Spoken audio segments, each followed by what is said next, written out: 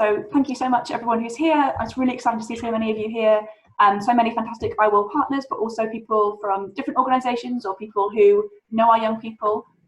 Sorry, I'm just going to be responding to some couple of little messages that are going to come up as I go. Hello, I'm Freya.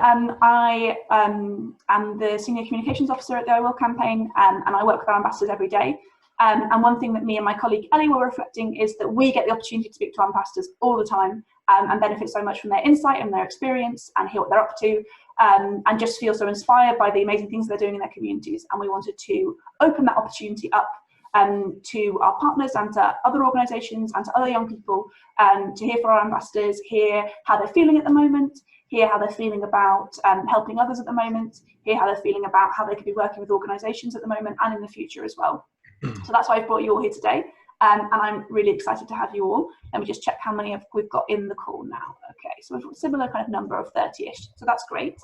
We're going to ask the ambassadors to introduce themselves in one moment, and I'm going to turn on the chat function as well. So we're going to be keeping everyone muted and with their videos turned off who aren't on the panel.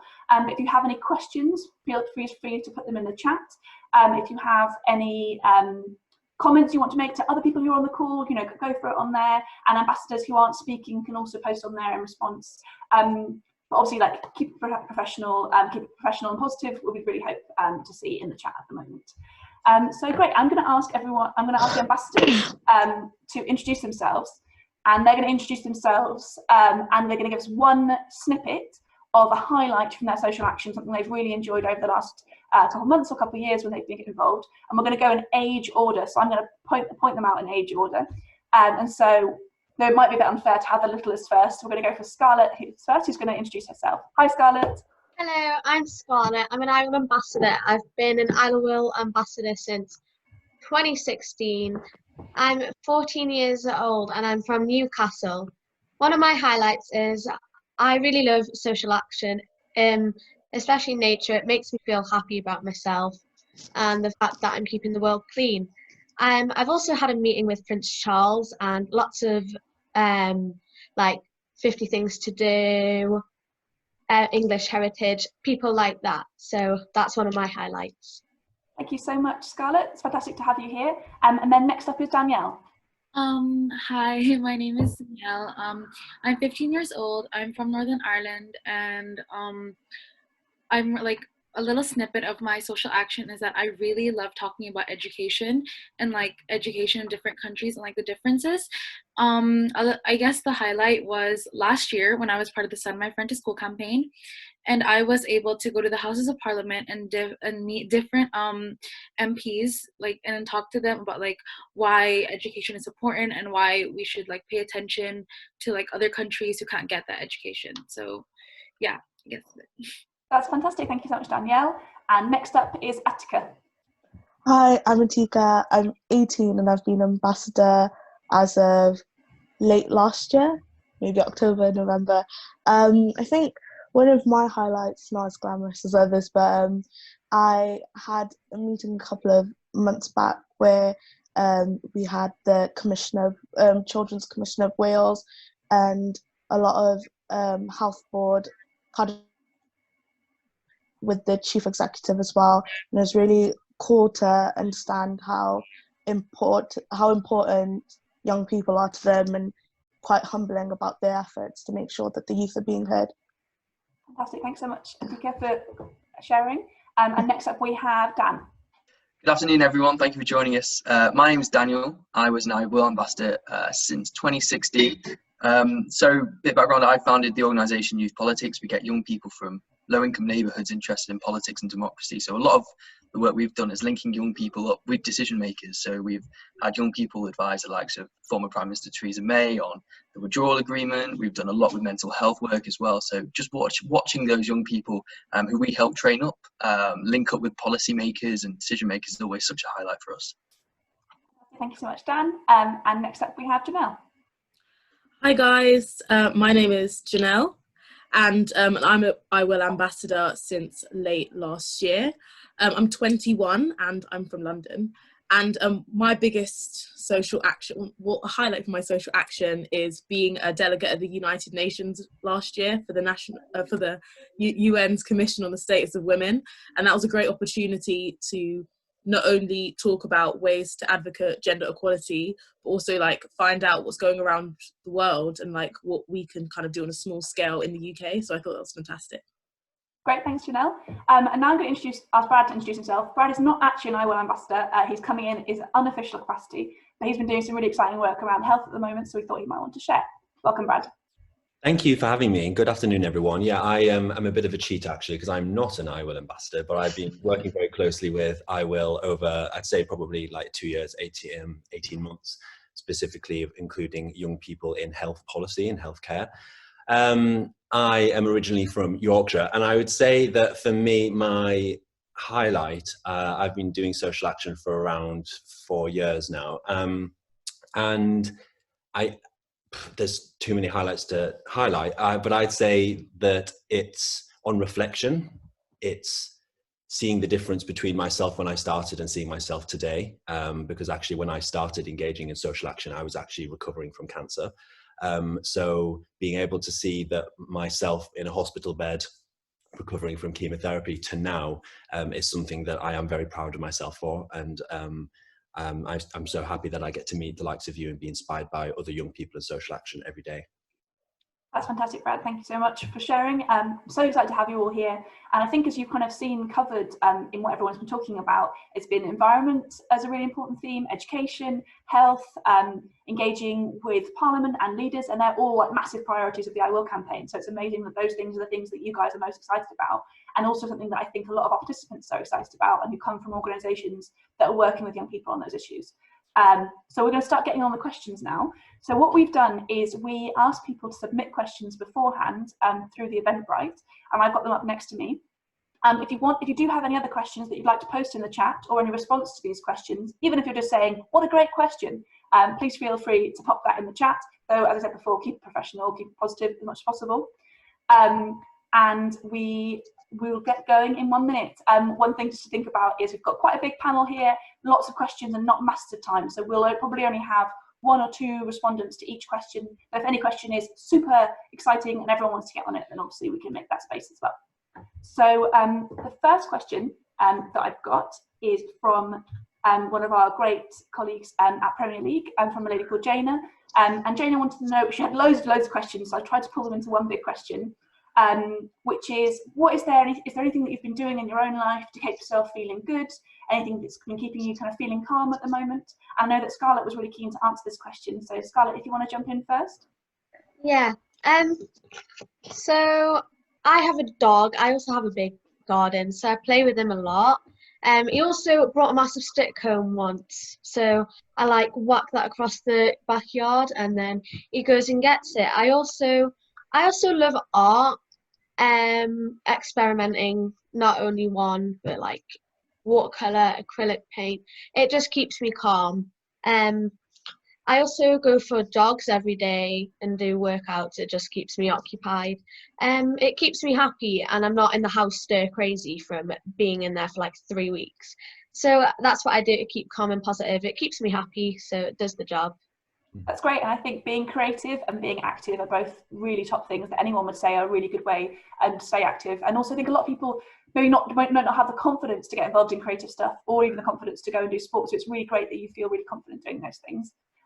Who's up next? Anyone want to raise their hand and talk about how they feel calm and good? Dan? Yeah, so I think the key thing, so I've just come back from university, and the thing which I really struggled with was keeping a structure. So I won't lie to you, the first few weeks were really difficult. And I think, research has shown that under 25s were the most affected. I think the main reason for that was we rely on social interaction, and especially uni students, and, the loss of structure was really difficult. So once I started to gain that structure, and it'd be great, if we could try and find some more resources to help young people maintain that structure, that would be really good. And then, physical education. So I know the likes of Joe Wicks, I think parents, grandparents are jumping in on that as well.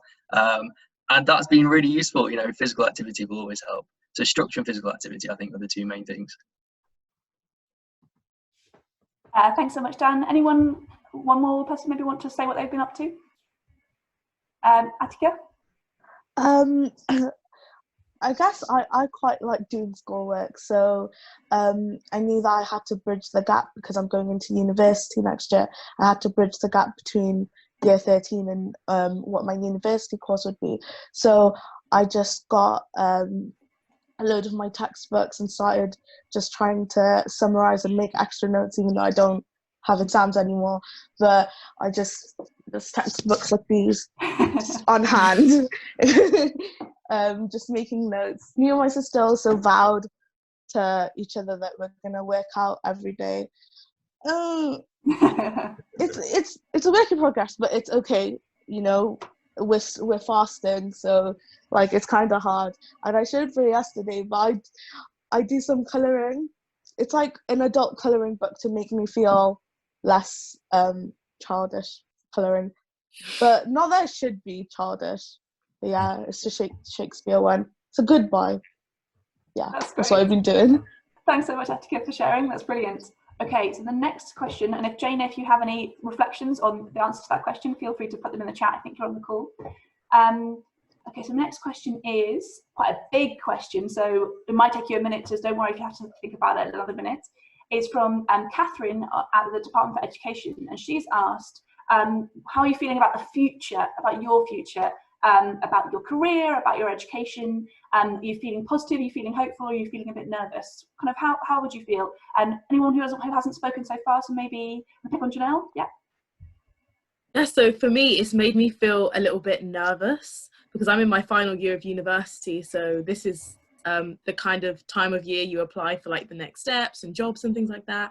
And I've got a lot of emails of companies now saying they're stopping their recruitment process. So because of obviously the cancellation and the lockdown, companies don't have enough money to recruit for the next year. So that's heavily going to affect my year of graduation. So it is very kind of like, it is very nerve-wracking at the moment. Sort of, it kind of makes you feel like, should I wait till I get into the career I want to get into? Should I find something new? So yeah, it's just a bit of a awkward time. Yeah, and I think that relates to what Steph's question has just been in the chat now about how people feel about exams. And I think it is that, you know, you're waiting for something, you're going to get that feedback, and now it's not come, and it's kind of that waiting around, I think. Maybe Danielle, do you have any thoughts about how you feel about the future?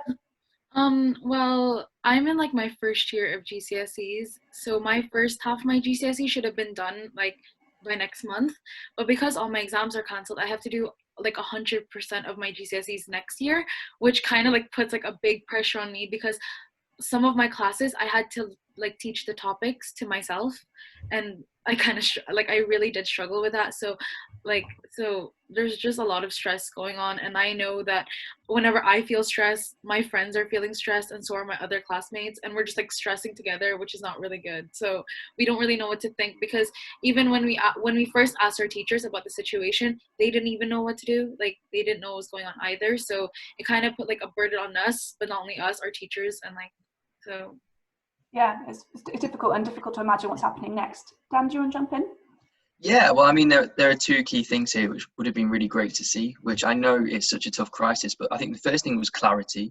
I think young people really could have done with clarity in the sense that, you know, it's such a troubling time for mental health for them anyway. But when, for example, just using a case study, it was announced that exams were going to be cancelled, it would have been great for someone like Secretary of State for Education to then say, and this is what we're going to do, instead of leaving a 2-week gap. I think that's what we got fed back, would have been really useful. And the second thing is consultation. You know, it'd be great to, it's so good to see so many partners here today. It'd be really great to have young people included in this discussion. It'd be really interesting to see, you know, what young people could really do to contribute to the policies taken by the government. That would be really interesting to see. Fantastic, thank you so much, Dan. I'm going to jump on to the next question then, which is quite a kind of intense one. So again, it's fine if you take kind of a couple of seconds to think about it and have an answer to it. But I know it's something that you're quite passionate about from the conversations that we've had before, which is, you know, we already had lots of inequality in our communities for lots of different reasons. And I was wondering if how you feel that this crisis has made some of those inequalities worse, whether that's based on your background or how much money you've got or your gender and things like that. So does anyone want to jump in on how they feel this crisis has intensified those? Brad? Yeah, absolutely. A very heavy one, and I suppose it comes down to interpretation. But I think what I really loved, well, loved is a strong word, but what I really related to was BBC Newsnight a couple of weeks ago doing a video when they were kind of doing a rebuke of this theory of that COVID-19 is this great equalizer, that it affects everybody, no matter who you are, what creed, color. And that's simply not true. People from low socioeconomic backgrounds are going to be harder hit by this, as are you if you're from a vulnerable group. So I think what COVID has done, and it's quite bleak, has exposed and I think stepped into the limelight the inequalities faced by a lot of people in this country, which is really sad. And I suppose that's where young people have a kind of a role to play in exposing that. I myself, as somebody who is vulnerable, being a cancer survivor, but I'm also LGBT, part of the LGBT community. So it's that addressing that intersectionality as well of inequalities, and seeing how we can meet the needs of vulnerable people and people from vulnerable groups. Thank you very much, Brad. That's really helpful. Attica, did you want to go next? Yeah, because there are like different aspects as to like what we've like sort of identified. Like obviously there's like economic aspects of how it highlights inequality, as Brad was saying. Like there are specific groups, like I know that minorities such as people from Asian backgrounds have more of a chance of being more at a disadvantage because of sometimes it's like the I'm trying to think of the statistic, but I can't. Sorry, because I know that with my family, some of the men, they work in restaurants, and it's sort of hard for them to carry on doing their job while the crisis is going on. Also, I think there's sort of social aspects to the COVID-19, because I feel as if there are certain groups that are being targeted because of where the virus originates from. And that sort of inequality is something that I feel should be tackled, because obviously being in such adversity is going to cause an uprise in like disagreements and stuff. But I think there should be a time where we sort of unite and try and tackle something that's so big and that's affecting all of us. Like how Brad said, we are unequally affected by the virus, and that it's just not nice. And being from a group that has been targeted continuously before, and still is, to be fair, I know how it feels to, just because one incident or like something happened, it doesn't reflect an entire group, and they shouldn't be discriminated just based on that sort of that situation or that person or that little tiny group, because that is the minority of the big, like, of the entire race or group. And I think I mentioned it before, but with Freya, that there's this there's like this quote in Bengali, and I don't have the correct translation for it word for word, but it's almost as if like your heart sort of cries out for those people because they're just being honestly tormented and harassed. It's just not good, and I think it should be something that should be addressed publicly. Thank you so much for sharing that, Attica. I know it's not an easy thing to talk about, but I think, like you said, it's really important that in all the stuff we're focusing about empathy and communities coming together, that we're not forgetting about some people are taking this as an opportunity to not be empathetic and to pin the blame on people when they shouldn't be. Janelle, yep.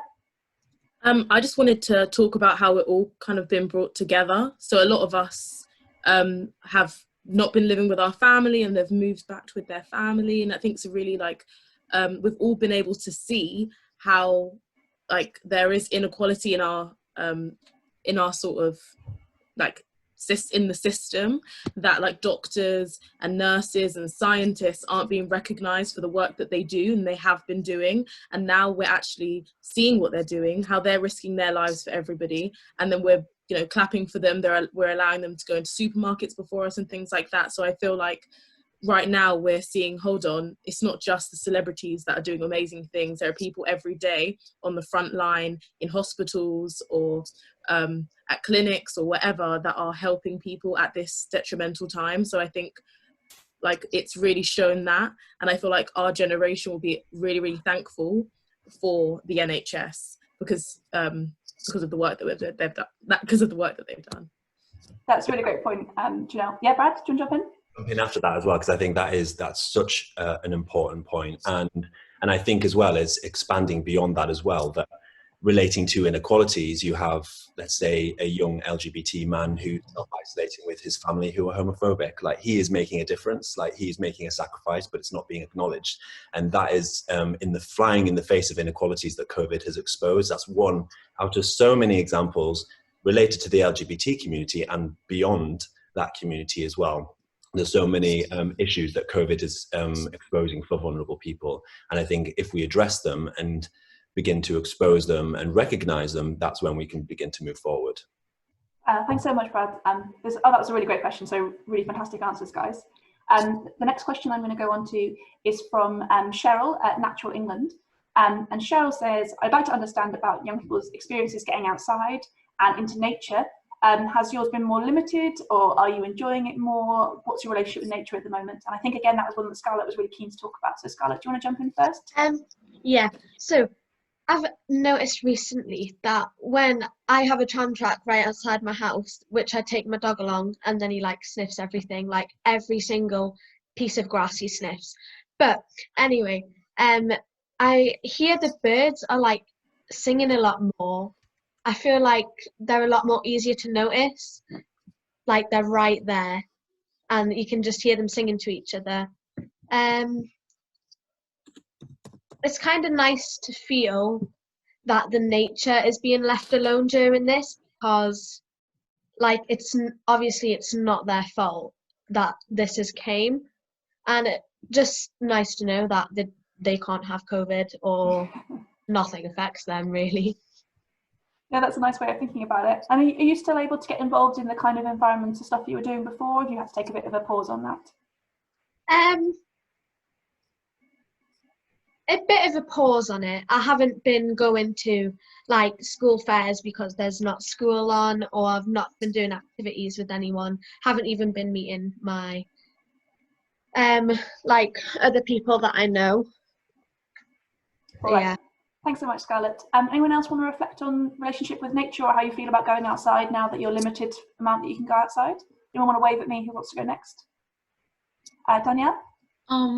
So like I'm a little bit involved in like nature as well, because I'm part of the Eco Club in my school, and I will say it's definitely have taken a pause, but for some reason whenever I go outside I feel like the air is fresher, if that makes sense. Like it just feels so, like I always took advantage, like whenever I go outside, and I hated going outside. I'm such a homebody. I'm like, I just want to stay home. But whenever I go outside, it's like a breath of fresh air, and it just amazes me how like even though everything is going on, like nature is still there, and it's not. And then I've heard that thing where it was like, I don't know if this is real by the way, because I only saw this on Instagram, but it was like how because China or like any other country that uses like a lot of like emits a lot of carbon dioxide, and then through the satellites they could actually see like past that, and like I just found that amazing. I was like, whoa, that is so amazing, because before all of this there was already like a crisis regarding that. So thanks so much, Danielle. Yeah, and that's a really hopeful point as well that we're looking at. Okay, another question I've got coming up here, which I think you've all reflected on actually a little bit before, so maybe you only need like a short answer on, is young people often find it hard to get the kind of exercise and physical activity that's good for them, that's good for our bodies. Do you feel like your relationship with physical activity has changed at this time? Are you finding it more fun or less fun? Anyone want to wave and go first to respond to that one? Maybe Janelle first and then Dan, and then we'll move on to the next section. Yeah, so I think that normally I had this like app on my phone. It's like the Steps app, and like every day on an average I probably have about 3,000, 4,000 steps. So I knew that I was kind of just being healthy, like walking quite a lot of places. But since I've been at home, it's gone down to a couple of 100 steps. And I think that it's really like COVID-19's made a massive effect on our daily exercise, even exercise that we don't even realize that we're doing, like everyday things. So I've been doing some home workouts as well. I know Scarlett's been doing them too. But it's not really comparable to the gym. It's not the same as like going to the gym, or, you know, walking to like uni and walking back from class. Like all of that sort of stuff makes a big difference in like keeping someone healthy.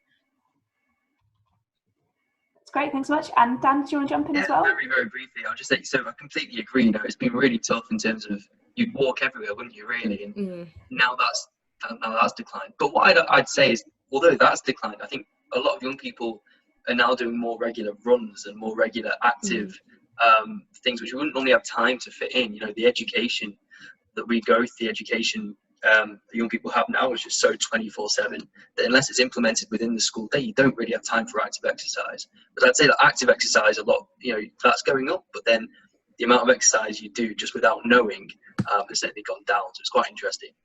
Yeah, that's a really great point. We've got a few more really good questions in this section, but I think we're going to move on now to the next section, and we can always come back to questions later. And thank you so much for William and Emma for your comments in the chat. I'll try and put them into the questions later on. So that was kind of a general introduction to how young people are feeling and how your lives are kind of changed at the moment. And the next bit we're going to go on to is how young people can help other people at the moment, and also how you can have your voices heard on decisions that are being made and on the issues that are mattering to you. And I would say, if you're thinking about it, like when you think about helping other people, we need to remember as well that young people are all in different places and different families and different environments. So when we talk about helping other people, quite often that's how can you help your mum or your sister or your grandmother, or how can you help your community, or how can you help, you know, society on a more broad level. There's loads of different ways of thinking about it, so don't necessarily think about it being big scale. Scarlett, do you want to jump in? Yeah. So I have social media. I'm quite young. I have TikTok. It's addictive. But I follow someone on there. I said this in the last Zoom call, so sorry. You're gonna hear this again, Freya. I follow someone called Lauren Gray, and she had like said a speech, and it had like 1 million likes, and she said, "My cousin has COVID-19," and she was addressing it, and I was like, wow, that's really brave. I admire how she said that. She also said, it like, just stay home. It doesn't quite hit you until one of your like family members will get it, and then you'll like realize like, oh wow, like this is like life-threatening for them. So that really made me open my eyes, because I'm not going to be listening to Boris Johnson saying stay home, am I? I'm going to be like listening to people that I look up to as like they're like big and famous all on their own, whereas Boris Johnson's just the Prime Minister. So I think them saying that helped a lot. That's really great, and I think that's really important to think about how young people can share messages and share public health messages in between each other, and not just rely on the kind of traditional places that we get information from. I'm going to go on to the first kind of question that I've got up here, which is from Gillian from NCS, and she's saying, what do you think is the best way for young people to get their voices heard during this time, and what's stopping young people from having their voices heard? So who wants to wave at me and say something? I know it's something that you're all passionate about, but who's keen to go first? Anyone? Janelle? I just think that there isn't the best way, but I just feel like there's loads of different ways that you can try and get your voices heard. So shout out to William, my little brother. He's writing a little letter to, not a little letter, he's writing a letter to the Prime Minister. That's one way he wants to get his voices heard. You can, you know, partner up with some friends and talk to your local MP. That really works. You can find out who your councillors are to get your voices heard. I think there's a lot of ways. You can literally just send a tweet. It doesn't have to be like something huge. It doesn't have to be something small. But I do think that the first step is figuring out what you want to discuss and what's important to you, and then actually voicing it out. And then, you know, whatever platform you choose to use, well, that's good. It's good that you're actually like putting yourself out there. I think that's the first step. I think there are so many platforms, and that's quite a cool thing about the modern world, is that those platforms exist whether or not organisations are open up to young people. Young people can take that power themselves. Exactly. Dan, do you want to jump in? Yeah, of course. Dan,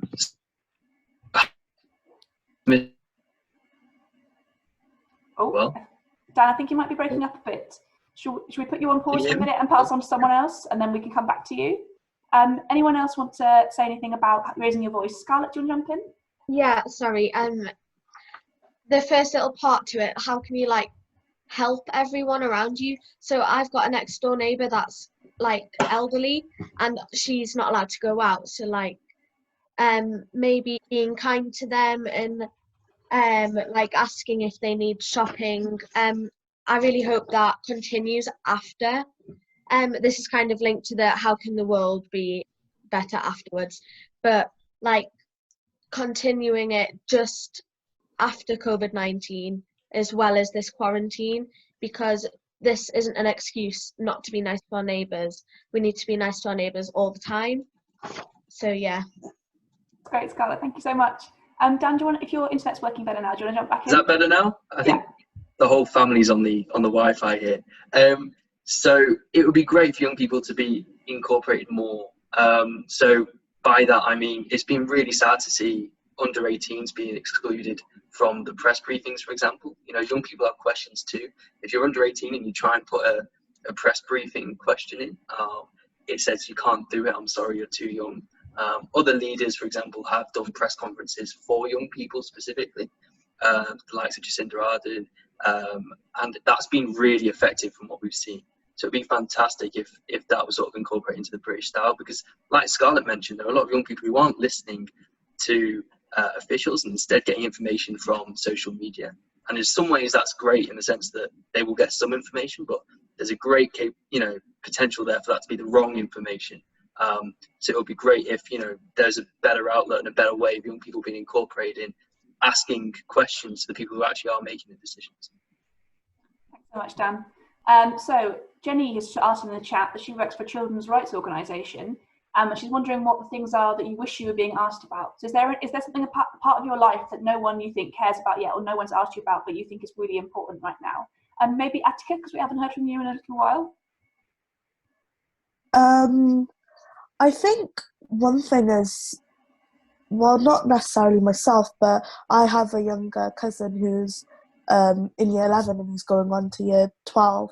And one thing that he said to me is that he's not really being asked how all of this is impacting his future, how they're going to sort of, how, like, he's not being asked stuff about, like, his future career. He's not being asked about, do you know what choices you want to make? Do you know where you can go to get help to make those choices? Because I know that schools often offer sites that help you choose like A-levels based on what university degree you want to do, and it's a shame that they're not really getting that support, even though the teachers are able to email you the work via email. I think that it should be something that's mandatory for them to email as well. Maybe like we have pastoral teachers who would help us with things like that.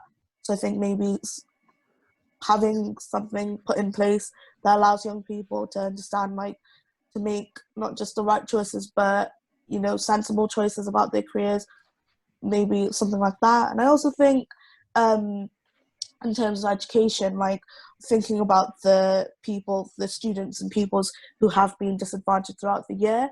So obviously some things happen throughout the course of the academic year, personal things, and I think that some pupils might have gone through like health problems or the loss of a family member, or someone else's like something's happened personal. And I think things like that not being followed up, I think that they should, because then young people will automatically feel like, it doesn't matter. They'll try to just put it to the back of their head, and then again it causes like mental health problems, and it's not being spoken about, and just stuff like that, to be honest. I think that's really interesting. It's particularly about education. It's like the young people aren't being asked what they need, and they aren't being asked about how it's impacting their education, aren't being asked about how it's impacting their careers. And like, you need to have that hope for your future, I think, don't you? And it doesn't go away just because something else is in the way. That's a great question. And Danielle, did you put your hand up then? Did you want to talk? Sorry. Oh no, that's fine. No, but like but I completely agree with Attica, because that's happening here as well. Like, I'm getting bombarded by like all of this schoolwork and all these things that they want us to do and all the things that they were supposed to teach us. But I only got like one email at the very start, because they didn't know what was happening. But whenever they didn't know what was happening, that's whenever they emailed me saying, oh, here is something for your mental health. But I've never had any other emails other than that. So to be honest, like, I feel like what they're doing is that, like, in my perspective anyway, I feel like what my school's thinking is that because we're at home, we're okay, if that makes sense. Because we're always at home. We don't have to like go anywhere. We're just technically with our families. But it's like a different situation for everybody out there. Because for me, my mom works in the ICU, and then because of that, I only, like, if I see, whenever she has to go to work, I can't see her for 1 week, and then I see her for like 2 days, and then I can't see her for another week, because she has to go into self quarantine, because she's like exposed to COVID, but she doesn't actually have COVID. But so that's why it's kind of like there's a different situation for everyone, and just little things at home can also like deteriorate young people's mental health, and adults as well, because some adults, like for example, like Janelle, who like just came out from, or who's supposed to come out from university, you could be going home, but at the same time it's like a different situation. So yeah, I definitely like agree with Athika. It's a really, really well made point. Thank you so much, Danielle. I'm going to move on to the next question now, which is from Caroline Vernon, who's a great teacher that we work with. She couldn't be on the call today, but great question from her. Which is, do you have any ideas, or have you seen any places where young people have been looking after each other online or coming together online, tackling isolation and kind of keeping each other company? I think that I know that Brad and Scarlett were really keen to answer this question. Brad, do you want to jump in first? Yeah, sure. What I actually do, so I founded an organization called Alike, and we combat, the mission of Alike is to combat loneliness and isolation amongst young people with cancer. And COVID has really damaged people's ability to not just treatment, because there's been cancelled treatments and delayed presentations of cancer symptoms, which has really impacted that community. So there's an increased feeling of isolation and an increased feeling of loneliness. So there's been, it's a balance really where, and I won't get too far into this, but it's a balance of kind of the charity sector as a whole, because it's a not-for-profit organization, has been impacted in terms of reduction of funding. But then, and this isn't just unique to Alike, organizations that are not-for-profit have seen an increase in demand, but a decrease in funding. So where can you get that help from? So I have been reaching out to my own community and have been working with my own community, not just in kind of leading that from a Like's perspective, but also somebody who is a service user. Like, I'm still a cancer survivor and I still have those needs and that need of connection. And I suppose other areas have been working with the NHS Youth Forum, with Gabby, who I'm very close to, and we're both really passionate about social action. So I'm very fortunate that I do have areas where I can, and I suppose this is an example of being able to be online with you guys and have this conversation and this form of connection where other people don't. So I think it's utilizing social media as much as possible to try and increase those connections, if that makes sense, if that answers the question. That's a great, Brad. I just remembered that Attica might have to leave us quite early, so if you see her disappear, it's because she's got to go on to another meeting. But thank you so much for everything that you've contributed so far. And then Scarlett, did you want to talk a bit more about connecting with each other and not being too lonely? Yeah, I'm part of the scouting and guiding community. So today there's going to be like 65,000 people doing a camp at home, whether that's making a den at home or putting a tent out in your garden. There's going to be 65,000 people contributing towards that. I'm going to be taking part and posting it on social media with your scout groups if they have a Facebook page. It's just like contacting different people and seeing, oh wow, they've done that too, like that's so cool. Also, I have took part in JOTI, which stands for Jamboree Online or something like that, and that's all the scouts around the world doing like a jamboree online. So there was camp songs and me and my mum just listened to them and like sang along because it was actually really fun. We knew a lot of the songs, and also just little challenges, FaceTiming, all the little stuff like that. It was jamboree on the internet. My mum was just informed me my name's Scarlett Wallace on there, so if that's why you're confused. But yeah, I feel like everyone's glued to this social media, but in a way it's good, but not too good. Yeah, if you get what I mean. Yeah, I think we were having a conversation yesterday about how social media can be great, but there's also lots of other issues going on inside it, which maybe we can come back to later. I've got one more question in this section from our brilliant colleague Alex Jones, who's from Liverpool Football Club in the community. It's a long name. And I'm going to combine his question with someone else's question a little bit. So he's saying that what do you think young people can do now to get ready to go back into the world in a few months' time? And then I'm going to combine that with someone else's question, which is, do you think people will be more interested in doing social action and care more about issues going on in the world afterwards? Or do you think people are actually going to have lots more on their mind and that's not going to be one of their big priorities? Who wants to go first on this one? Janelle, yeah? I think that at this point in time, young people should kind of just connect with their friends, make sure their friends are all right, and like family that perhaps they don't live with as well as the ones they do live with.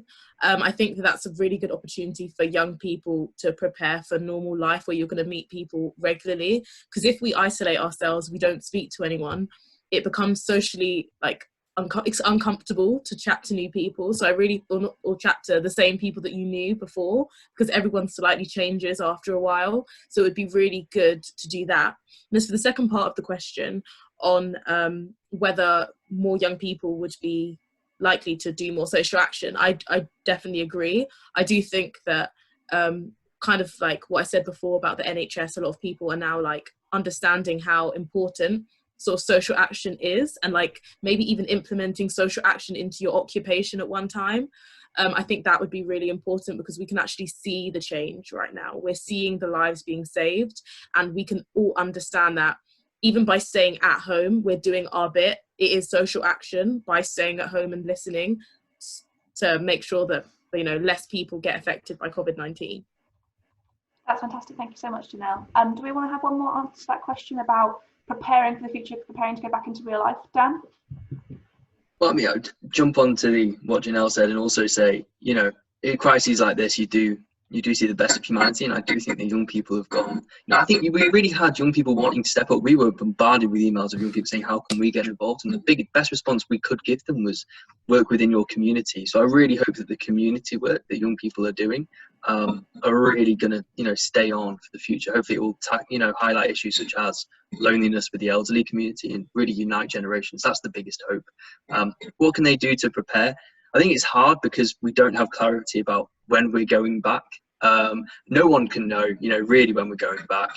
But I think we just got to, it goes back to that structure. You got to, you know, keep positive. You got to keep your head up and just keep going. I would like to just jump in here really quickly as well, in that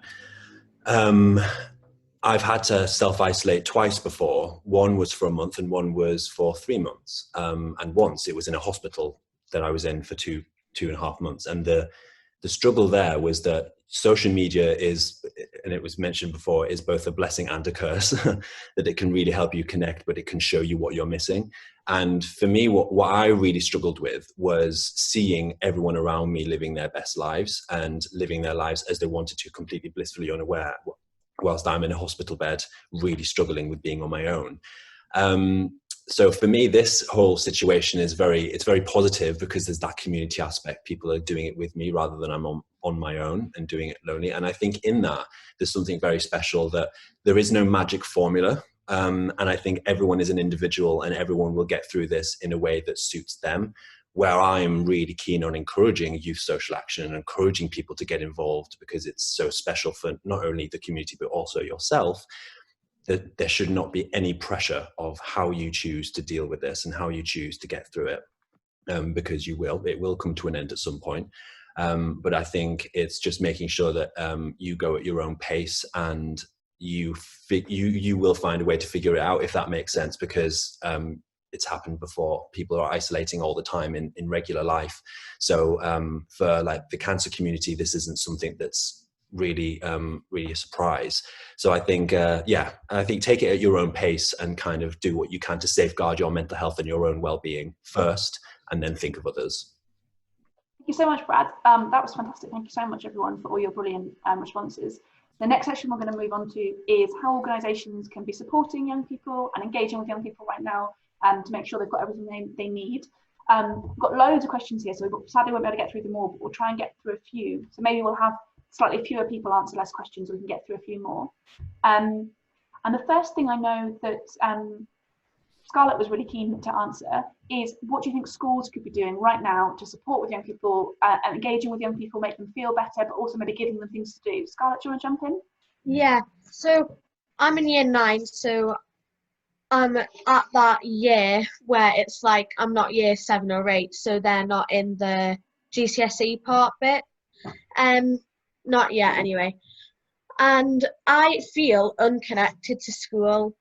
It's not really our school only cares about you when you're going to be making a difference to what the school thinks. No, like the school only cares about you when you're going to be making a difference to what other people think about the school.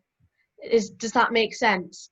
So, like, reputation of the school, you yeah, think is the main priority. They just want the school to look good, which is why they'll probably only be focusing on the year 10s. I've had one teacher actually contact me to me, not from the maths department, an actual teacher, one has done that. But it's just, I feel like we need all the support we can have at this moment, like where young people, where there's going to be loads of us just not knowing what to do, and not all of us will be having the computers or having the parents that will be actually like supporting you during this. I can imagine that some parents won't be as energetic or supportive over this. They'll just let you do your own thing. But that's where we need the teachers then, really. And I just feel unconnected to school. And it's really sad, actually. Thanks so much for sharing that, Scarlett, really, really eloquently, and it was on a really tough subject. I think that Janelle was also really keen to talk about this from a kind of school supporting young people with mental health point of view. Did you want to jump in, Janelle? Yeah, I really thought that post Covid-19, the whole education system is going to have to change to kind of like allow young people and teachers that have gone through like deaths or just other like horrible things during this period. There's no way we can just go back in and just be like, oh, yeah, let's go on with GCSEs or A levels. We're going to have a system which provides like adequate just care, you know, for people in a way that we don't care as much now. Like as Scarlett said, like only one other teacher other than maths teacher has got in touch, and I feel like that's really sad, because we're not just numbers, we're human beings, we're people with brains, and we're people that, you know, have created and formed a relationship with these teachers and with the staff and with our friends. And it seemed that one day we've been dragged away from all of that, and then one day we shouldn't just be thrown back into it.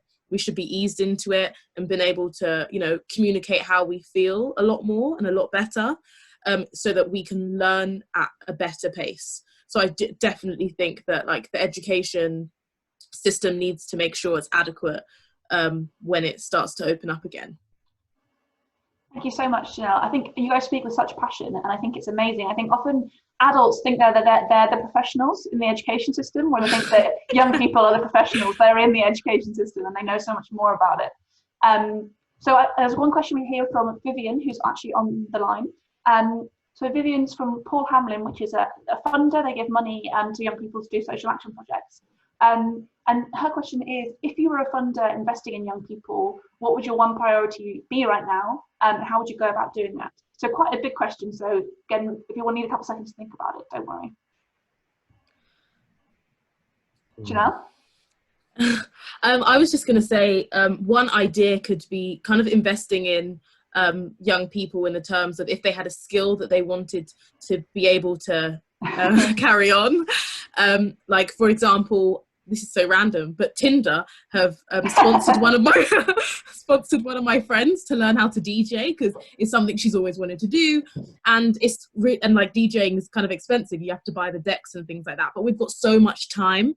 So obviously it doesn't have to be Tinder. It could be to learn an instrument or to learn a language, or if a young person doesn't have a laptop, for example, because there's a lot of young people that don't have access to the internet or don't have access to technology at this point of time, but they're supposed to carry on. So what the funder should probably do is to find a way to find out what young people want to learn, what skills they want to, because I'm learning animation, and I'm only able to do that because I'm a student journalist. So we've got the platform and to do that, and that is really expensive. So, but I'm lucky enough to get that for free, but it's not something I'd be able to afford anyway. So it's just things like that. So yeah, fund young people's skills that they want to learn. That's fantastic. Thanks so much. Dan? Yeah, I mean, brilliant point. And I've been lucky enough to sit on the boards of like Nesta when we try and direct funds to projects like this. And I think what Paul Hammond and other funders have a really big role in here is closing those social divides that we talked about before. We identified so many. And I know a lot of young people who we say, do you want to just come on a Zoom meeting with us and talk to people? And they go, damn, we don't have a laptop. And there are really important grassroots organizations out there. So I think with funders, they often look at, some big organizations with a huge track record, which are great, but also there are loads of grassroots organizations out there looking at groups of young people who are really disadvantaged, whether that's the BME community, financial situations, who they could really invest in. So I definitely support that. That's great. Thanks so much, Dan. We're running out of time, so I'm going to move on to the next question. Which is an angle we maybe haven't looked at so far. And it's a shame Atika's had to go because I know she's got some great insights on the health sector.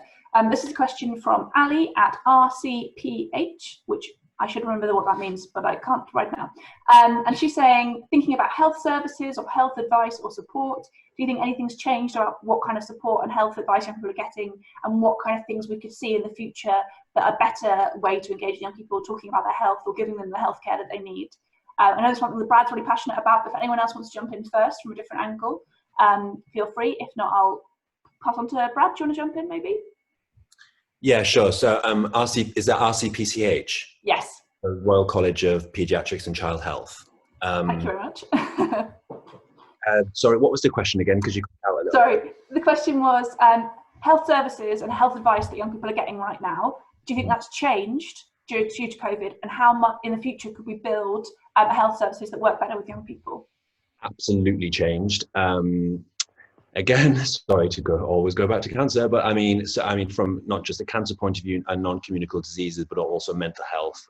Service provision has shifted very much in the focus of COVID-19, as you can imagine. But from my own experience and speaking to people, it's not non-urgent care, it's urgent care. So for example, chemotherapy cycles are being cancelled, not postponed, cancelled.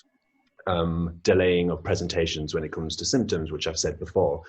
So I think in a year's time, there's going to be a huge spike in CYP cancers and diagnosis. But then from mental health as well, so long-term effects of mental health, there's going to be a huge mental health crisis. I think, I know that sounds really awful to say, but I think there's not a lot of safeguarding happening around mental health. And I think it's obviously, it sounds really bleak to say, but I think it's because they've been quite reactionary instead of proactive. They've reacted to what's happened. And I think, what am I trying to say here without it sounding so bleak? I think can you repeat the question again? Sorry. It was a slightly rambly question from me. It was, how can we change health services so they work better with young people in the future from this? Getting to my second point, yes. So it's including young people in decision making. It's including young people and putting them at the table of how do we shape services around young people's needs instead of doing it for them. So we think young people need this. Instead of saying, oh, we think they need this, just listen to a young person and listen to what they need and what their community needs. And we know that there's so many people that represent different communities that all you need to do is reach out and ask. iwill, the NHS Youth Forum and beyond. So many different groups of people who are really keen to sit at that table and to put their voices across to help shape healthcare and healthcare policy and really combat that notion that young people can't sit on boards. Like young people are sitting on the Children and Young People's Transformation Board, like affecting young people's care across the NHS. Like that's a huge achievement for Youth Voice, but it's exposing that and it's telling more people about these opportunities available to them. So yeah, I definitely think there's an opportunity here to shape services. And as well, really quickly, I think there's been a reduction in the bureaucracy of how decisions are made. And I think young people can, I don't want to sound crass, but take advantage of that and really get in to try and shift the landscape. That's fab. Okay, we're going to go one more to Janelle, and then that'll be our last point, and then I'll get everyone to do kind of wrap-up comments. Janelle, do you want to jump in? So yeah, when you said, has the health advice changed? I think it's completely changed. So now we're just told to stay at home instead of living our normal lives that we live, whether it's going to school or college or university or work. We've literally completely changed. And I feel that health advice will drastically change depending on your family's routines already. So it depends if you live in a house where your parents, your family eat really healthily, then you'll probably eat healthily. You're not going out to school and getting like a healthy meal if that's the sort of meal, or if they do a lot of, if your parents and your family do a lot of exercise, you're probably like more prone to doing more exercise. So it really does depend on the young person and their situation.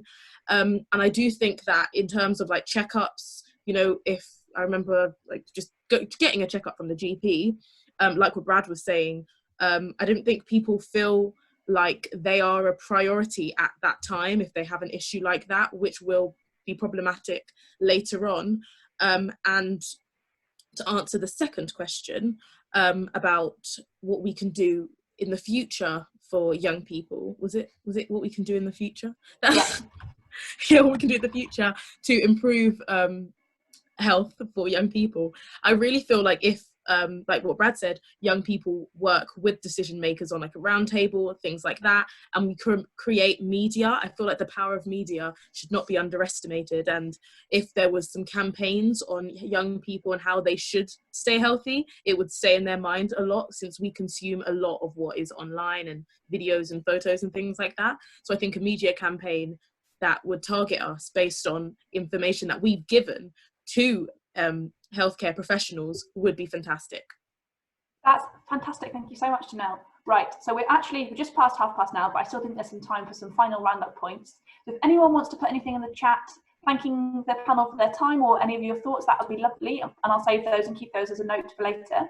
But I thought it might be good if we go around the panel, and if you want to share, okay, two things. You can go personal or you can go serious. So you can either say your biggest thing you're worried about at the moment and the biggest thing that you think is a positive thing or a hopeful thing, or if you want to go a bigger scale and not talk about your own feelings, talk about if you could have a chat right now with Boris Johnson, what would you tell him? So have the choice between one of those two things that you want to talk about. So biggest positives and biggest concerns, or you were talking to Boris Johnson right now, obviously he's quite busy with the new baby, what would you say to him? So I'm going to call on maybe Danielle to go first. Is that okay, Danielle? Yeah, oh my god, I'm still thinking about this. I go with the positives and the negatives, but I guess I'll go personally here because like everyone has like a different situation. But I think a positive for me is that despite me not being close with like some of my family, it has helped me communicate with my friends that like aren't in my school, if that makes sense, because I lost contact with a lot of my friends, especially from different campaigns, or they're just friends like I grew up with, just because we split school. And then I guess this time it kind of like helped me like realize like, oh my god, like this person, I haven't talked to this person in so long, or I haven't talked to this person so long, and so it helped us like reconnect our friendship. So I guess that's a really big positive. I guess a big negative is that like it's like in some people, I know that some of my friends, it's the opposite way, where because they spend more time with their friends, they feel like they're distancing from their family, because for them school and family was like a thing where you would split your time in half. But because you're not in school anymore, you're always at home, but then you realize that there's things that you don't really talk about in family, but you just never like say it before because you had to worry about school or you had to worry about something else. But now you can actually like focus on things that you have to fix on. So I guess it's like a positive and a negative at the same time. So yeah, that's great. Thank you so much, Danielle. Scarlett, do you want to go next? Yeah, it's a hard question, so don't worry too much. Daniel kind of like set it really high because it was a really good answer, but I just want to say like find what fits best for you. Not everyone will like artwork to stay positive, some might like reading. You just got to find what's best for you. But yeah, thank you everyone for listening, putting up with me for the last hour. Scarlett, you've been fantastic. I think you've got a future in TV, honestly. You've been brilliant, and I know you were feeling a bit nervous beforehand, but you've been really, really good. Janelle, do you want to jump in maybe? Yes, I was going to say something to Boris Johnson.